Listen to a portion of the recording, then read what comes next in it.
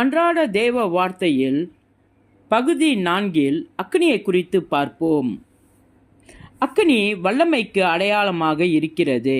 நம்முடைய நாகரிகத்தை உச்சத்திற்கு கொன்று சென்று கொண்டிருக்கும் இயந்திர சக்தி எப்படி கிடைக்கிறது? முக்கியமாக எரிபொருள் எரிவதன் விளைவாக ஒரு சக்தி கிடைக்கிறது.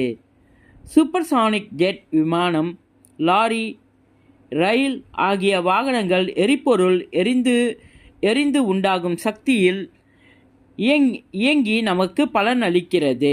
நம்முடைய தனிப்பட்ட ஜீவியத்தின் விசுவாசத்திற்கு சுவிசேஷ ஊழியத்திற்கும் உடனடியாக தேவைப்படும் பரலோக வல்லமையை பரிசுத்த ஆவியானவர் நமக்கு தருகிறார்.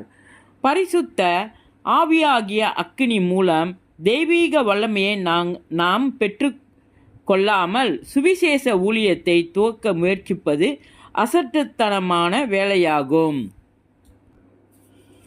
இயேசு அனுப்பிய பரிசுத்த ஆவியானவரும் அக்கினியின் மத்தியில் வெளிப்படுகிறார் என்பதை நாம் காண்கிறோம். பரிசுத்த ஆவியானவரின் அக்கினி ஜுவாலையில் தேவன் கிரியை செய்கிறார் என்பது வெளிப்படையாகவே உள்ளது. இயேசுவின் நாமத்தில்